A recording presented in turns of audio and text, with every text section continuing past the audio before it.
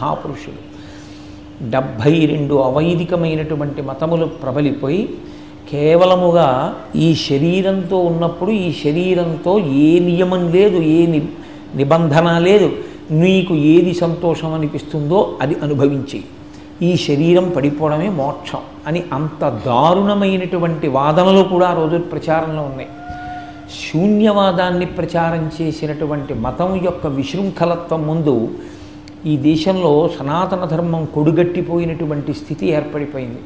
యజ్ఞయాగాది క్రతువులన్నీ ఆగిపోయి ఎక్కడా కూడా వైదిక నిష్ట లోపించింది. వైదికము అన్న మాటకు అర్థం వేదము ఎలా చెప్పిందో అలా వేదము చేత చెప్పబడినటువంటి విషయాల్ని యథాతథముగా అంగీకరించుట, వేదమును ప్రమాణముగా స్వీకరించుట, వేదం చెప్పినటువంటి విధానంలో బ్రతికి అలా నేను మోక్షాన్ని పొందడానికి అవకాశం ఉంటుందన్న విశ్వాసంతో ఎవడు జీవిస్తాడో వాడు వేదమును ప్రమాణముగా స్వీకరించినవాడు అని పిలుస్తాం.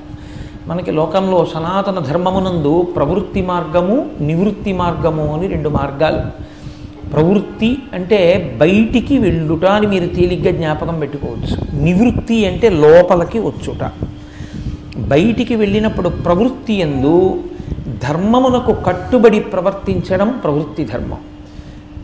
అసలు ఈ ప్రవర్తించడం అనేటటువంటిది మనస్సు అనేది ఆలోచనలన్నవి ఎక్కడి నుంచి కదిలి బయటికి వస్తున్నాయో అది మీ యథార్థమైన స్వరూపం కాబట్టి వెనక్కి తిరిగి అక్కడికి వెళ్ళి ఏ కదలిక లేకుండా ఉండిపోయి మోక్షమును పొందడం నివృత్తి మార్గం.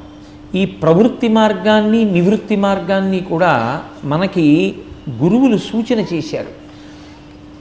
గీతాచార్యుడు భగవద్గీతలో ఒక మాట అంటాడు, పరిత్రాణాయ సాధూనాం వినాశాయ చ దుష్కృతాం ధర్మ సంస్థాపనార్థాయ సంభవామి యుగే యుగే. అసలు యథార్థమునకు మన మతానికి పేరు లేదు, దాని పేరు సనాతన ధర్మము అని పిలుస్తాం. ధర్మమే ప్రాతిపదిక. ధర్మము అన్నదాన్ని పట్టుకునే తరించవలసి ఉంటుంది. అందుకే ఈ ధర్మాన్ని ఇంత గొప్పగా చెప్పినటువంటి సనాతన ధర్మంలో దీనికి ప్రారంభం ఇప్పుడు అని మీరు అడిగితే ఆ ప్రశ్నకి జవాబు ఉండదు. వేదము ప్రమాణముగా స్వీకరిస్తే వేదం ఎప్పుడు పుట్టింది అని అడిగారు అనుకోండి, వేదము ఫలానా అప్పుడు పుట్టింది, ఫలానా వాళ్ళు చెప్పారు అని ఉండదు. వేదము ఎప్పుడు పుట్టిందో ఎవరు చెప్పారో ఎవరికీ తెలియదు. వేదము అపౌరుషేయము, భగవంతుని యొక్క ఊపిరి. భగవంతుని యొక్క ఊపిరి ఎప్పుడు పుట్టింది అంటే భగవంతుడు పుట్టినప్పుడు పుట్టింది. భగవంతుడు ఎప్పుడు పుట్టాడు అంటే అనాది. అసలు ఆయనే అన్నిటికన్నా ముందున్నవాడు. ఆయన కన్నా ముందు ఇంకోటి ఉందా అంటే నత్ర సూర్యోభాతి నచంద్రతారకం నేమా విద్యుతోభాతి కుతోయమగ్ని త్వమేవ భాంతమనుభాతి సర్వం తస్య భాషా సర్వమిదం విభాతి. లోకంబులు లోకేశులు లోకస్తులు తెగిన తుది అలోకంబగు పింజీకటి కావల యవ్వండే కాకృతి వెలుగు అతని నీ సేవింతున్నంటారు పోతన గారు. అన్నీ వెళ్ళిపోయినా తాను మాత్రం వెళ్లకుండా ఏ ఒక్క పరంజ్యోతి సమస్త కాలముల యందు ప్రకాశిస్తూ ఉంటుందో అది పరమాత్మ స్వరూపం.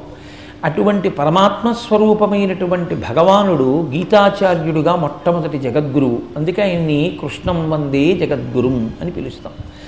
అటువంటి కృష్ణుడు ఒక మాట చెప్పాడు, నేను యథార్థమునకు ఒక రూపంతో ఉండవలసిన అవసరం లేదు, కానీ అజాయమానో బహుధా విజాయితే, పుట్టుక లేనివాణ్ణి పుడుతూ ఉంటాను, ఒక రూపాన్ని తీసుకుంటూ ఉంటాను. ఎందుకు తీసుకుంటాను? పరిత్రాణాయ సాధూనాం, నన్ను ఈ రూపంతో చూడాలి అని కోరుకున్నటువంటి విశేషమైన భక్తి తత్పరులైనటువంటి వారికి సౌలభ్యము కొరకు నేను ఒక రూపాన్ని పొందుతాను.